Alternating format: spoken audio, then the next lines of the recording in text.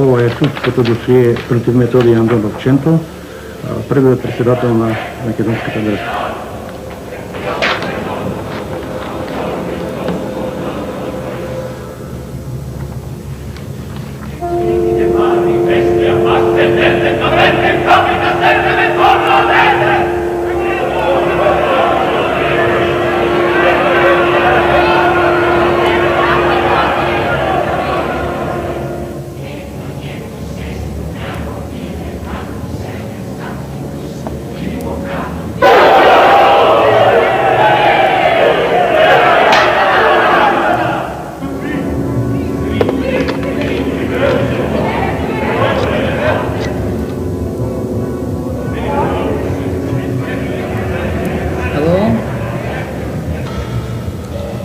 Вие се познававте и го познававте.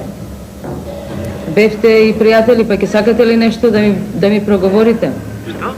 Да ми кажете нешто во врска со неговата идеја, со неговите определби, со животот. Остави, батали. Молам? Не.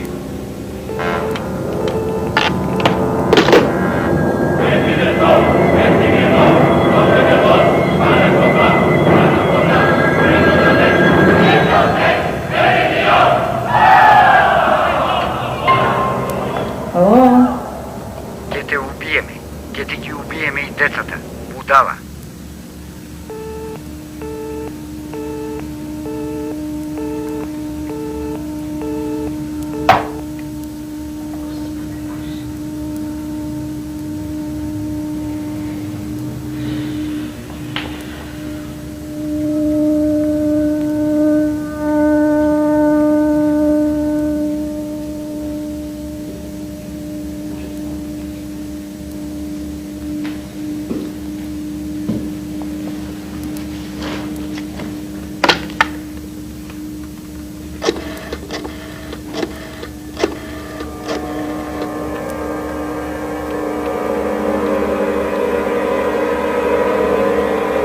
Еден сте од крунските сведоци и верувам оти најдобро би можеле вие да ми кажете за тие настани и тоа време.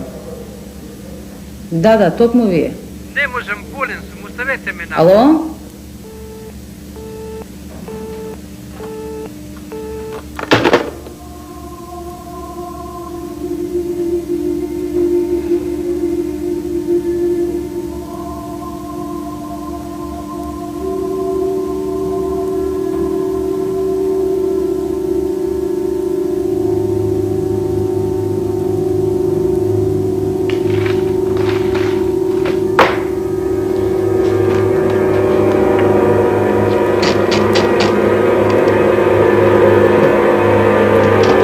Методий Андоновченко е роден на 17 август 1902 година во Прилеп од мајка Захарија и татко Андон. Годините на неговото детство и младост минати се по прилепските тутунски и афионски полиња и поправливите хали на прилепскиот монопол. Тоа се години на непрестајна борба за опстанок и за преживување. И покрај се, младиот Методија станува еден од најистакнатите гимнастичари во градот, кој со одличен успех го завршува трговското училиште, зашто постоело само тоа. Пари за натамошно школување надвор од Прилеп тој воопшто и немал. Доаѓањот во старата Прилепска чаршија бил место за собирање и договори на напредните младинци, меѓу кои е и Кузман Јосифовски Питу, како и за испраќање помош на партизаните, во кои заминува и Ченто и станува член на главниот штаб борец за македонската кауза. Како човек од еснафот, од народот, како дојќанџија, имал многу симпатизери и пријатели. Бил кандидат на неколку предвоени избори, а бил и представник на трговците и угостителите во комората во Скопје. Секогаш смело и отворено зборувајќи против тогашните зла и неправди. Бил нарекуван автономист, сепаратист, противник на режимот, а тој се борел за правда и вистина на својот намачен народ, храбро истапувајќи против српската, бугарската против окупаторската власт. Во почетокот на 45-та година се формира АСНОМ, се формира президиумот и влада. На чело на владата дојде Лазар Колишевски, а за председател на президиумот да го постави Еченто. Меѓутоа, двајцата не најдов заеднички јазик, се закосија интересите, бидејќи Ченто беше толку народен човек, што го сакаше народот него го поштуваше, сакаше во палатата, во владата, Ченто сакаше да влегува сите од една врата. Лазар Колишевски се спротивстави на таа работа. Тој предлагаше службеници да влегуваат една врата, работници да влегуваат друга врата. Кога да одеше на службен пат во Белград, често пати јас го возев, прво што ни беше одењето, ке другарот Тито. Прво време Тито големо поверење и поштување имаше према Ченто. Го сакаше многу. Другата станица ни беше Бане Андреев Чучков. Тој беше министр за Македонија. Истовремено воденик Апостолски. Значи, од секого беше пошуван првото време. Откога дојде пред Лазар Колишевски, не се засакаја и го суредија човекот. Виновници за што го немаме денеска првиот председател на Македонија во наша република, исклучиво се виновни Темпо, Лазар Колишевски, Видој Смилевски и Цветко Узуновски Абас. Само тие се неколку души виновни што денеска не е Ченто жив.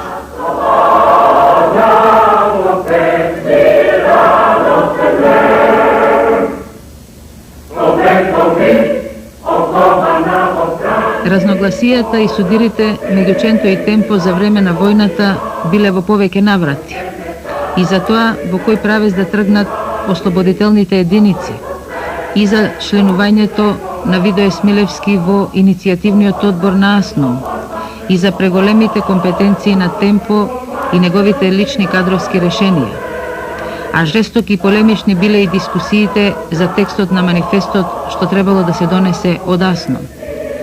Методи Андонов влегува во историјата како прв председател на иницијативниот одбор, а потоа и како прв председател на првото Македонско народно собрание. Избран е на второто историско заседание, одржано на 2 август 1944 година во манастирските простори на Прохор Пчински. Заседанието го донесува манифестот во кого меѓу другото стои: тргнувајќи од вековните идеали на македонскиот народ, АСНОМ ја прокламира пред целиот свет својата праведна и неостапна желба за свое обединување. Приставањето на темелите на новата држава, нејзиниот председател учествува сесрдно, со многу елан, љубов и истрајност.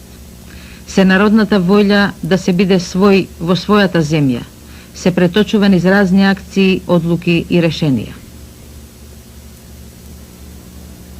Јас сум Методија Стојковски од Прилеп, шофер на првиот председател на Републиката во Македонија.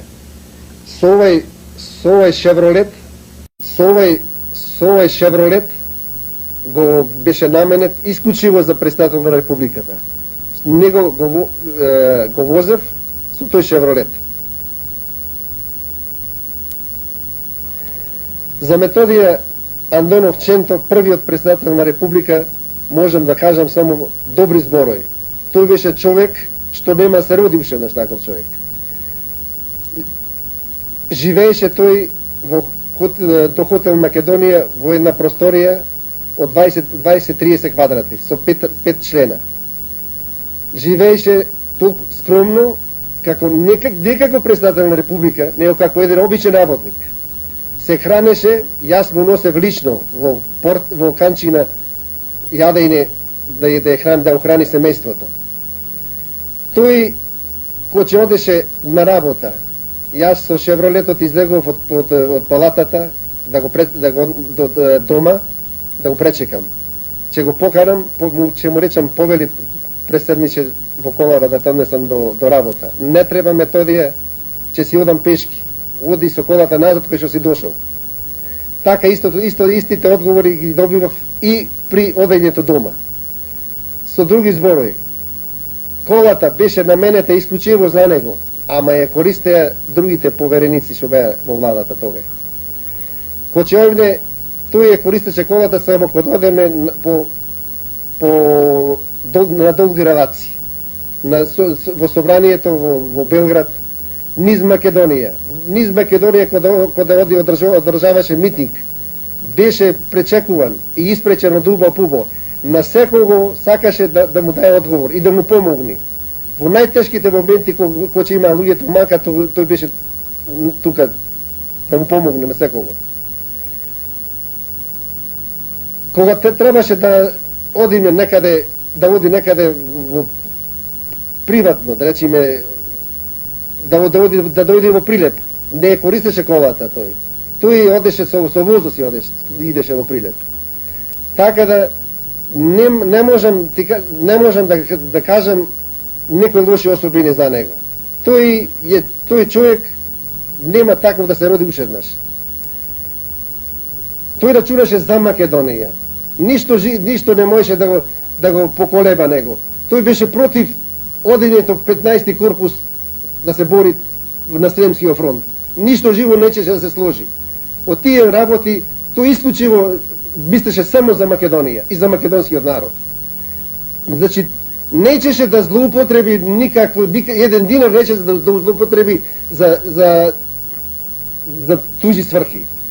Тој, кога одевме на терен низ Македонија, службено, често пати тој плаќаше што ќе дајше ручек. Нечеше да сметка да бара сметка да ја оптерети републиката. Негои пари трошеше. Од народот беше пречекуван. Од убо пубо. На секого сакаше да му помогне, да разговара со секого, да му помогне во сите погледи. Во душата на народот тој човек беше. Сите го сакаја и го поштуваа како човек, како патриота, како душата и здравието и животот го даде за Македонија.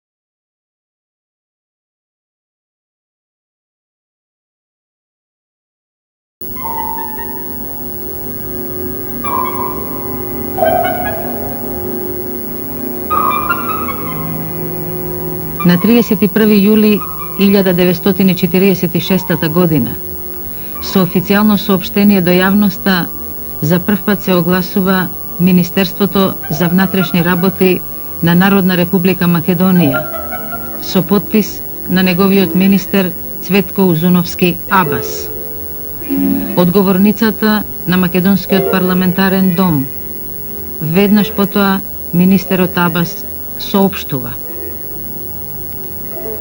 при обидот да побегне преку граница од нашата земја во Грција, од органите на државната безбедност е заловен народниот непријател Методија Андонов Ченто. По ова следел аплаус во салата.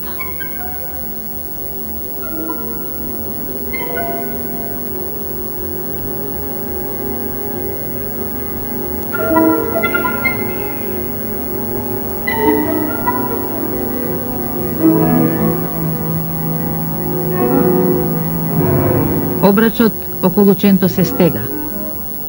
Близу прагот на семејната куќа во Прилеп, во доцните часови на летната спарна 14 јулска ноќ во 1946-та, Ченто е уапсен од агентите на УДБА, но речи си дома, а не како што се манипулираше со децении дека е фатен при бегство на границата.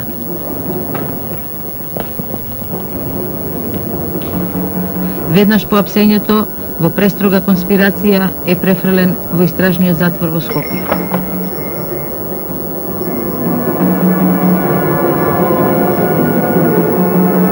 Четиридесетата година, јас во 9 дато, 7 месец, овај ме поставија првен секретар на партска организација. Во истото време, значи, даден наредба командантот да бидам прочелник на народната милиција. Значи, има милиција, мобилизира тука 20 милиционери запор. Јас, значи, како сега што се викаат началници, тоги по општините за Мориево јас бе одделен, како прочелник, значи, како сега што се викаат началници на внатрешни. Во истото време, една ден дојде Вртановски Стојан и ми кажува, дали знаеш нешто ново? Не знам шо е. Рече, вака и вака, рече, ми кажа Неделко дека сакал да бега Ченто, рече, за Грција. Па Неделко, рече, му се навадил да го носи. И му вела, бе, како така, јас Ченто живее со него, маскара ќе го направа, каде да поеда. Како чути, рече, немој така да зборуваш, рече, од има наредба од Видоа Смилевски, рече, кај ќе се најде Ченто, одма да се вате, да се затворе, кај да е. И немој, рече, да те јади дјаволот. Кај знаеш ти? Па рече, ми прочитаа наредба. А види ли ти наредбата? А виду. Ами кај го најдоте Ченто? Рече, од дома го земе, рече. Ами дело кај го терат? Одма, рече, тамо порта, кај порта го затераме и оттамо, рече, го земе и Ченто и Неделко, а Митре, рече, од дома го земе Митрецки. И рече, одма за Илизоврч.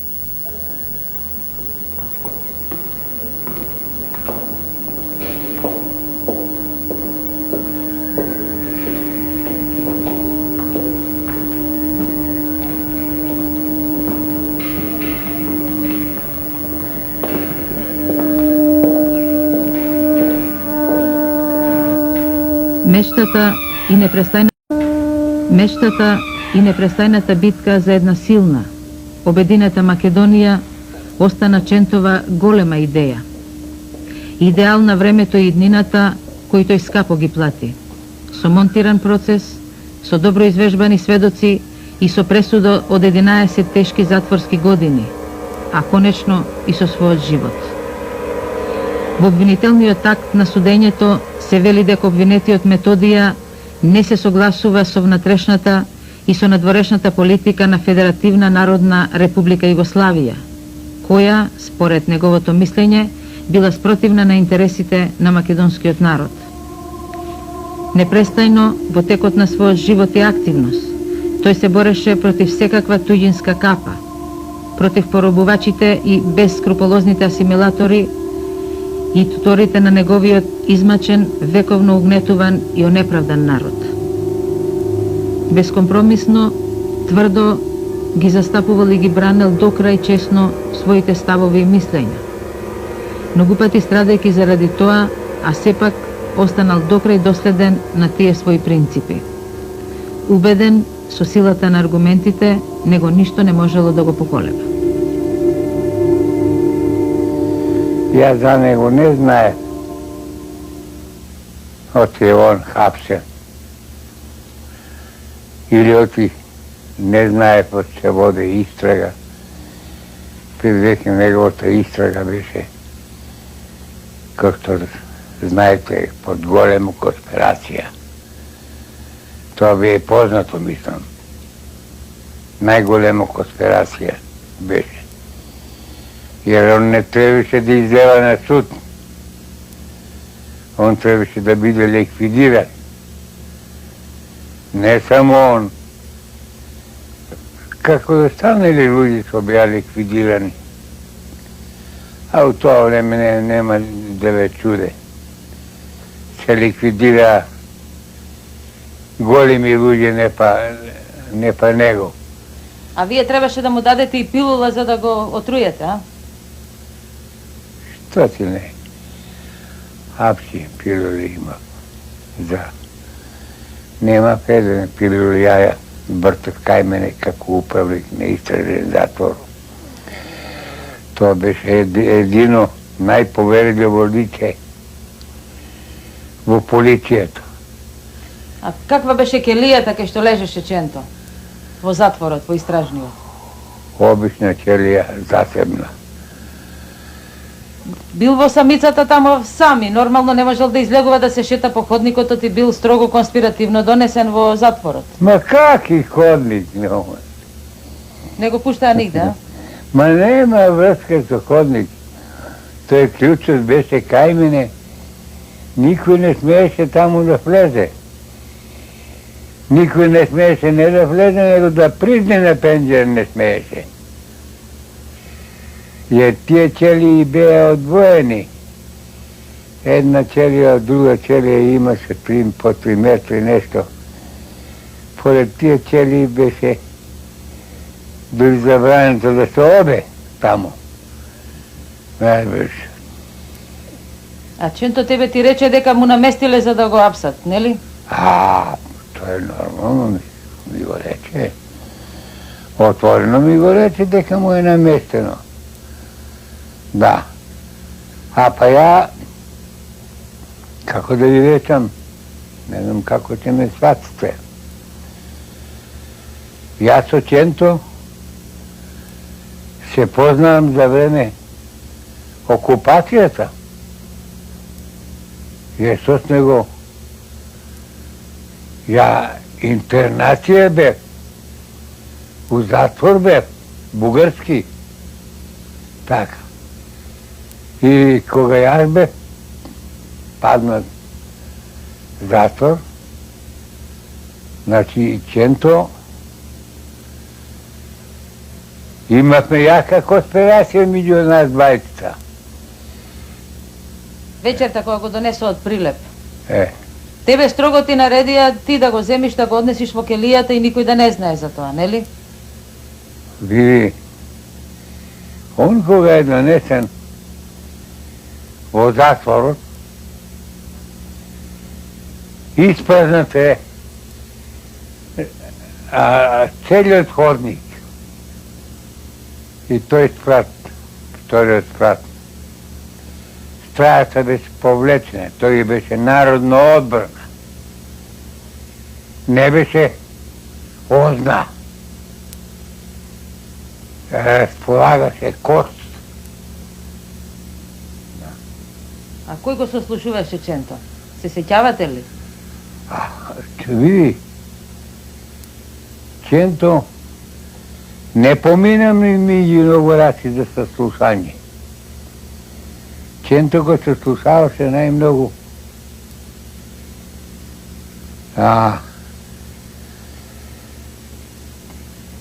пекар. Бе повикан за пилулата и ми беше објаснето не е за него. Како и за останали. Знаеш како ти се истразни затвори. И ми кажа, разбираш дека Ченто превез да се ликвидира. Да. Дека он е англиски шпион. Дека треба он да се ликвидира.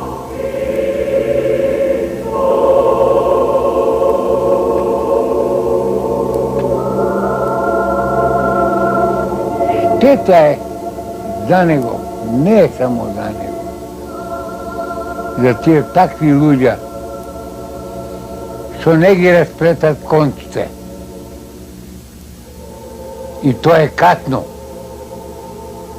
Додека се живи овие пацови, да изгледат на клупата, да кажат вистината. Што се дешава со македонскиот народ?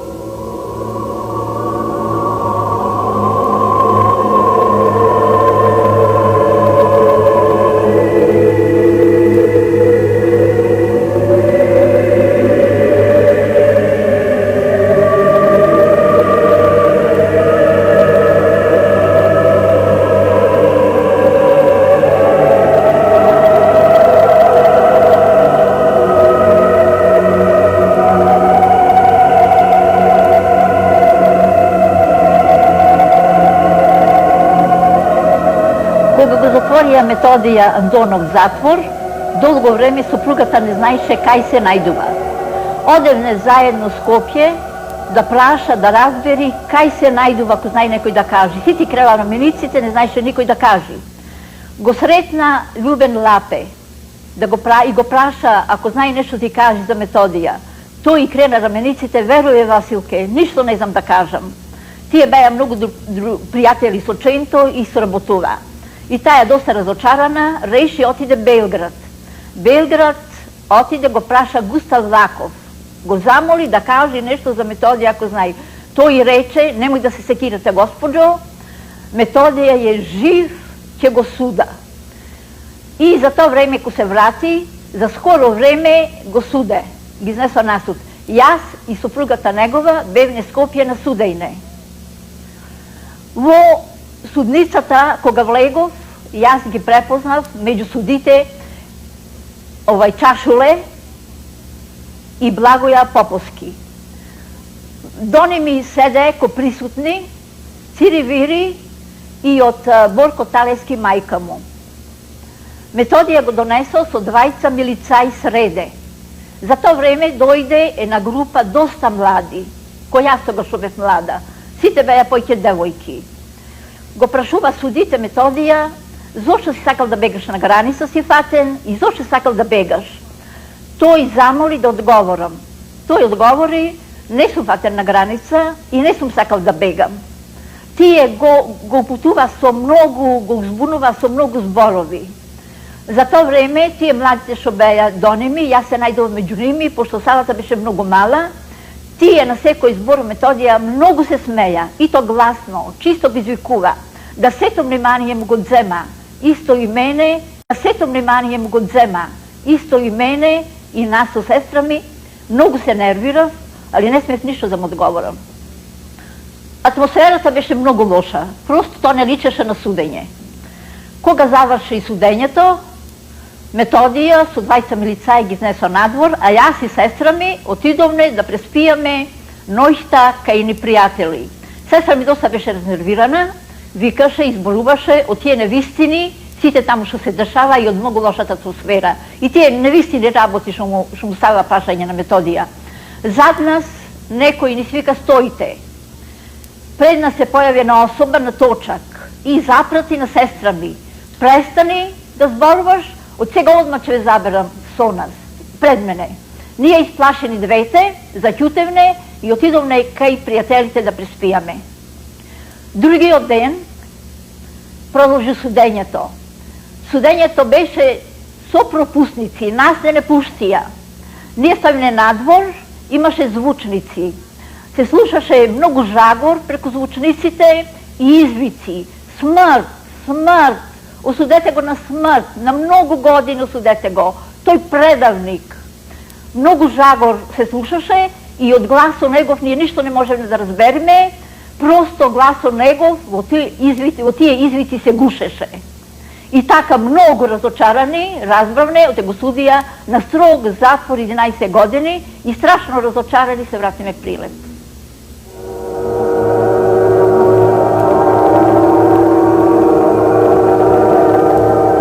Во името на народот. Скопскиот окружен народен суд го осудува Методија Андоновченто на 11 години лишување од слобода со пресилна работа и 5 години губење на граѓанските и политичките права, како и конфискација на најдените предмети кај него.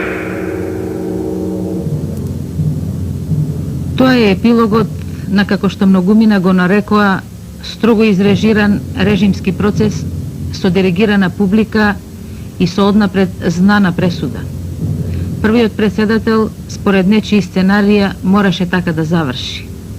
Му остана единствено само да се помири со својата судбина и на 44 годишна возраст да биде прогонет, лишен од слобода и затворен во најтајните келии и за тешките брави на апсаните во истражен затвор и во Идризово.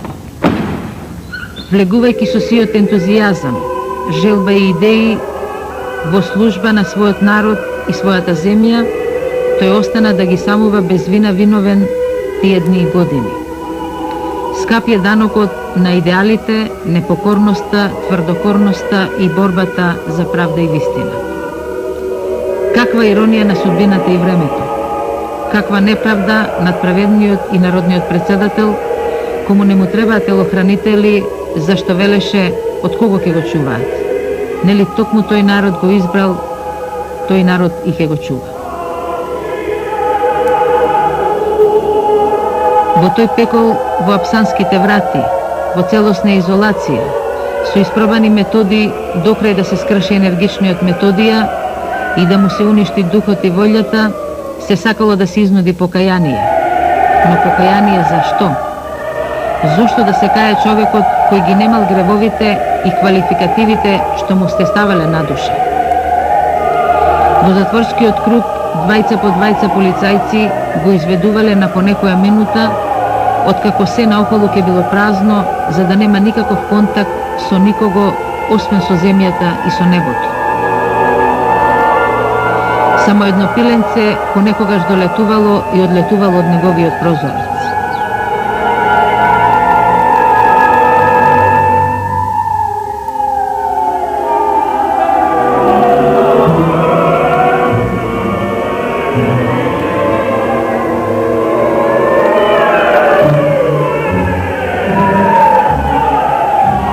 Бев притворен 48 година во 11 месец за ВМРО. Бе осуден 7 години затвор.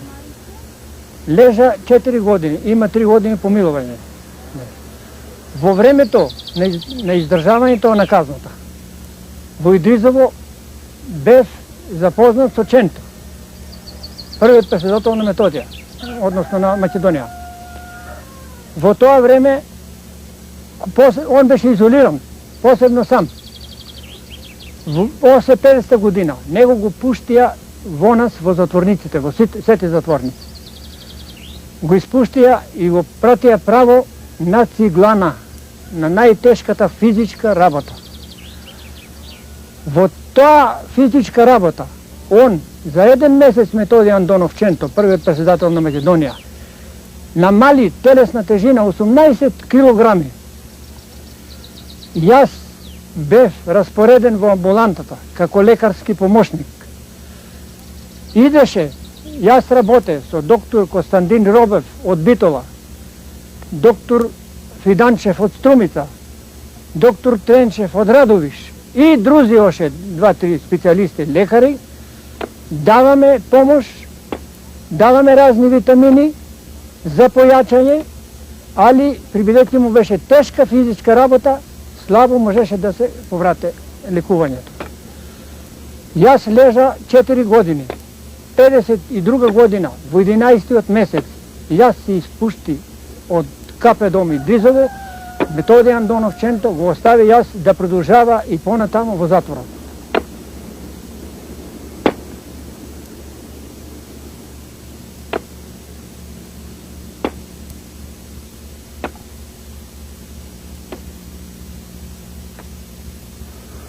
По долго време мајка ми дозна дека татко ми е затвор и јас имав една прилика да го посетам во централниот затвор во Скопје. Кога појдов во Скопје, го видов татко ми, на свиждај не бевне со мајка ми, тој со своето насмеано лице, како да сакаше да ни кажи да не се секираме за него и повеќе ништо не можеше да каже затоа што неговите зборови беа ограничени. По известно време татко ми беше пренесен во затвор во Идризово. Таму беше тешко да соди затоа што патуваме со шпедитерска кола од станицата од Скопје и се враќаме така. Беше ограничено одењето, мајка ми имаше право да појди секој месец, а нас децата не носеше едно по едно секој месец. Така ни доваѓаше на 8 месеци да појдам јас, лично. И после тоа веќе настана едно лошо време за нас, кога татко ми беше в затвор, стана тешки денови, немаме што да јадиме, немаше што да се облекуваме и благодарение на мајка ми што беше толку храбра, да отпочна со тешки работи. Почна да плети, почна да вези, почна да ткаи килими, переше чаршави од сите ресторанти, переше цедила од фурните и сем друго за кое се бореше за парче леп и за динар. Јас и сече речам тоа благодарение на оние сите луѓе кои што го поштуваат татко ми во тоа време и го ценеа, макар да беа некојаш гонети, али најдуваа сила да дојда кај нас, да донеса барем малку брашно, малку сало и некој друг прехранбен артикал, така да не заштита од пропаст и да ни дада живот. Се што се сеќавам за мојот татко се прераскажаните сеќавања од моите најблиски, од мојата мајка и од моите тројца постари браќа. И јас своји сеќавања за татко ми немам. Моите сеќавања од детство се врзани секогаш за гордиот и достоинствен лик на мајка ми, за незината непрекината борба да не одгледа, за деновите во кои што таа непрекинато работеше, за деновите кога таа воопшто немаше слободно време и немаше празник за неа. Покасните сеќавања се за времето кога што таа ако беше исполнета, полна со гордост, кога се школувавме, со преголема среќа тогаш кога ги завршувавме своите школувања, а пресреќна мајка кога станувавме своји луѓе и оформувавме своји семејства. Мајка ми беше голем човек. Во годините кога татко ми беше во затвор, не му беше овозможено да не гледа како растиме ние. Мајка ми се трудеше колку што можеше почесто да направи заедничка фотографија на нас четворицата со незе, а некојаш и само на нас четворицата, за да може да му ги испрати тие фотографии, во кои што тој го гледаше растежот на неговите деца, кои што инаку му беше спречен. Меѓу повеќе од сликите, болно сеќавање ми навира сликата во која што мајка ми си го исекла својот лик за да може да ја употреби за лична карта. Веројатно дека било ограничени средствата за да може да слика специјално лична.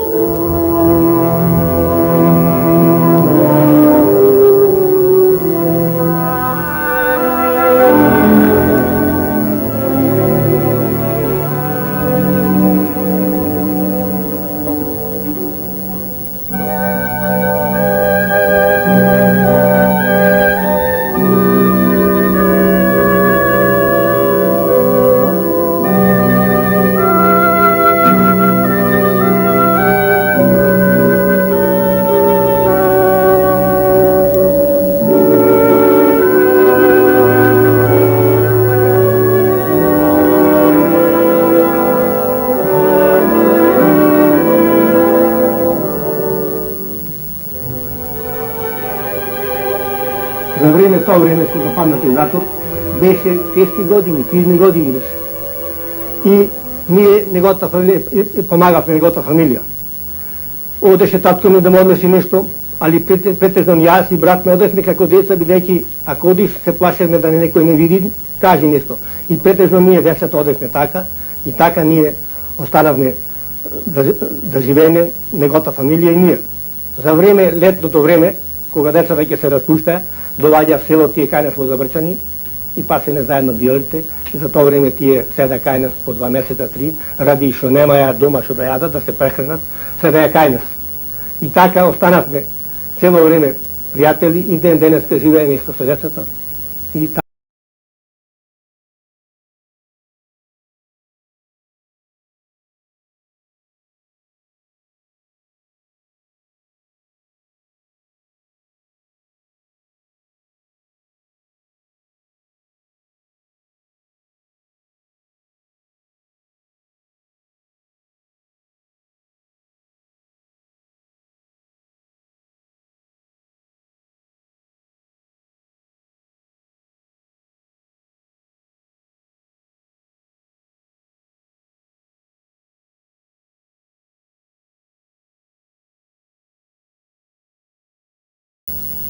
Јас кој искрен другар со него, го помага фамилијата него. Ние одевне тутун да бериме со коше наутро, тутун овде во Прилеп така на магаре кошеите запнати и ќе одиме во раното на тутун. Предварително ден или два ќе кажам на жена му на Васка, оти Васке, утре ќе чекаш, ќе поминя децата мои со магарето, ќе ти остава нешто. И таја вистина така, ќе остае. Има еден пријател од село Воденичар Брашнов. Тој ни даваше брашно. И јас и помагав така шо за тоа време. Јас, кога беше Методија затвор за тие 9 години, побарав да појдам како мој другар искрен да едно свиждање да видам во Скопје. И не ми дадоа свиждање никако. Приступ кај него нема. Не се. На основу тоа, како беше разбира, тој си дојде во времето и јас западнат многу слаб и заоболен човек. Фамилијава негова дома страдаше. И го зеде инженеро што ја градеше градската кафана, го зеде да работи кај него. И работеше кај него долго време. Вака кој ќе поминеше некој, сите го сакаа да се поздрава и да направам обед, и тој велеше не затоа што го следа. Кои се негои пријатели, го следа удба, го следеше за тоа време. И никој не смеја кај него да се додера. И јас многу пати ќе застанеме тука, ќе правиме муабет.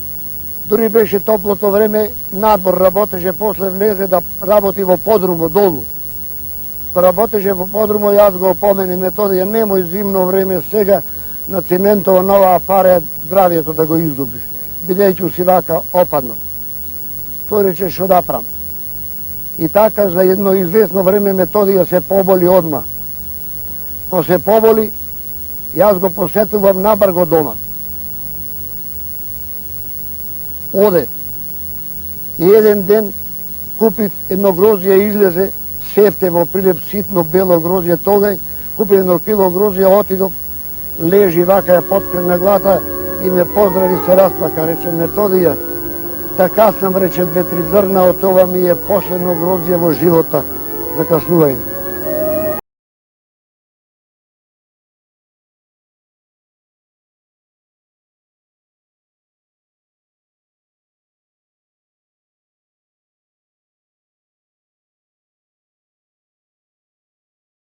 На 10 месеци од служење во војска, брат ми најстари Уилијам ми испрати едно писмо, во писмото пишуваше дека татко ми е болен, но не ми образложи од каква болест е болен. По известно време добив друго писмо, во кое писмо пишуваше дека татко ми е болен од рак. Тогаш јас кога го прочитав тоа писмо, да ви кажам право, многу ми падна тешко, затоа што таа болест беше неизлечива. И од таа болест никој не куртулуваше нити татко ми. Јас собрав сили тоаш да појдам до мојот предпоставен и да го прашам дали можам да си дојдам на отсуство. Тој се сожали на сето на што му кажав и ме прати да си дојдам дома. Кога си дојдов дома, влегов во собата кај што лежеше татко ми, го погледнав, само тој не беше мој татко што јас го познав, беше сио, кожа и коски. Мене ми падна жал, дојдов до него и му реков: татко, јас дојдов. Тој ги отвори очите и рече: ти си Ладе ја.